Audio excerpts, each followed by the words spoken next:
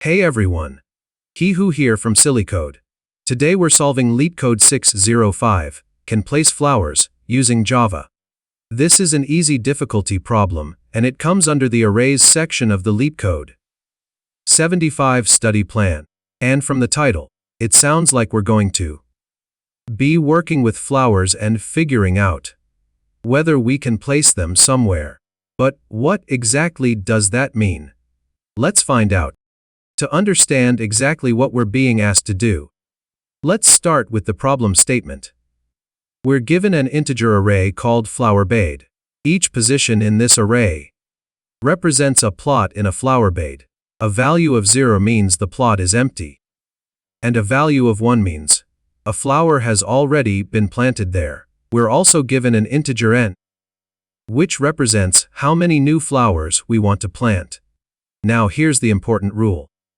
No two flowers can be planted in adjacent plots, so our task is to determine whether it's possible to plant all n flowers without breaking this rule. If we can, we return true. Otherwise, we return false. The rules sound simple enough.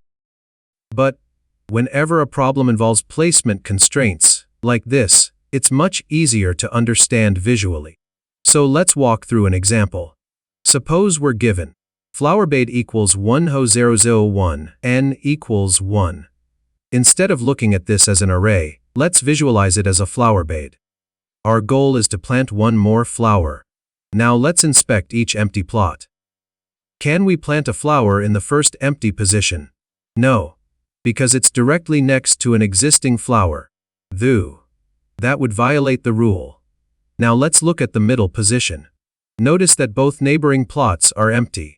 That means we can safely plant a flower here.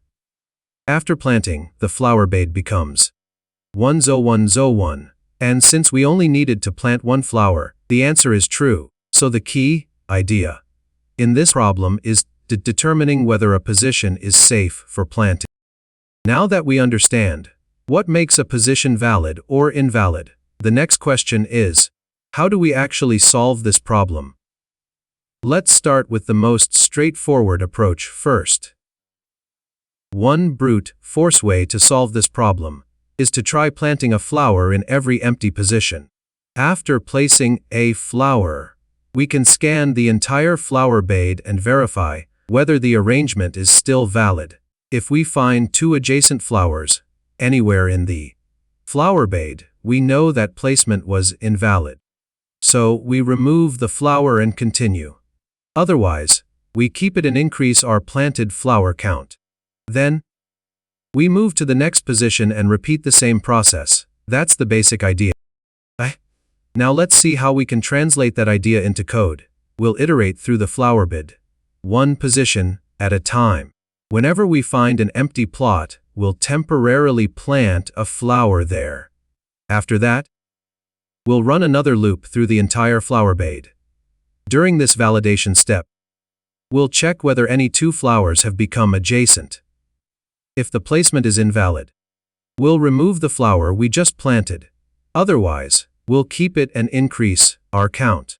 Once we've processed all positions, we'll compare the number of flowers we successfully planted with n. If we've planted at least n flowers, we return true. Otherwise, we return false. Let's run this approach on our example. We start with 10001. The first empty position is next to an existing flower. If we try planting there, our validation step will fail. So we remove that flower. Next, we try the middle position. After planting 10101. Now when we validate the flowerbed, there are no adjacent flowers. So this placement is valid. We keep the flower and increase our count. Since we've successfully planted one flower, we've met our requirement, and the answer becomes true. The solution works, but there's one thing that should bother us. Every time we try planting a flower, we're scanning the entire flowerbed again, just to verify whether the placement is valid. Do we really need to do all that work? To answer that, let's think about what actually makes a placement invalid. If I want to plant a flower at a particular position, do I really care about the entire flowerbed? Not really. A.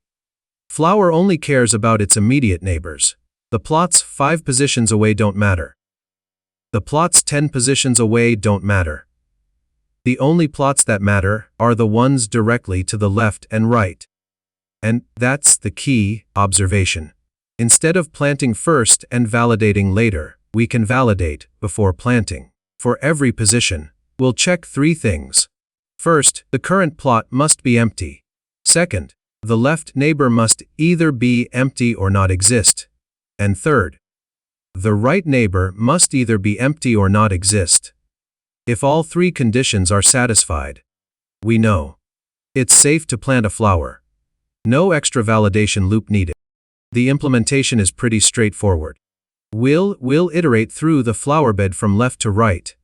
For each position, we'll calculate whether the left side is safe. Then we'll calculate whether the right side is safe. If the current plot is empty and both sides are safe, we'll plant a flower. We'll increase our count. And if our count reaches n, we can immediately return true.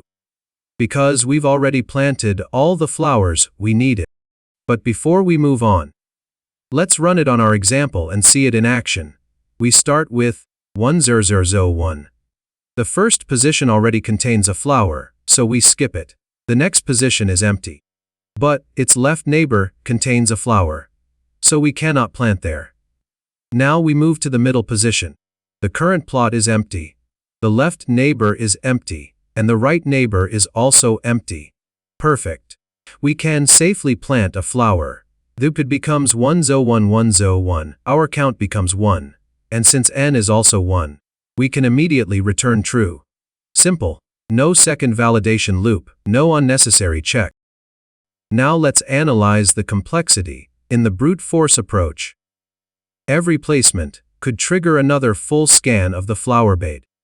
That gives us a time complexity of O of n squared. In the optimized approach, we're processing each position only once, so the time complexity becomes O of n. For both approaches, the space complexity is O of 1. Let's quickly recap. In the optimized solution, Step 1. Traverse through the flower bed. Step 2. For every position, check whether the current plot, left neighbor, and right neighbor satisfy the planting rules. Step 3. If the position is valid, plant a flower and increase the count. Step 4. If the count reaches n, return true. Otherwise, continue scanning. Simple, efficient, and that's all it takes to solve LeetCode 6/5, can place flowers. This requisaricore. If you found this explanation helpful, make sure to like the video and subscribe to LeetCode. Also let me know in the comments which LeetCode problem you'd like me to cover next. Thanks for watching. This is Hugh signing off. Keep practicing, and I'll see you in the next one.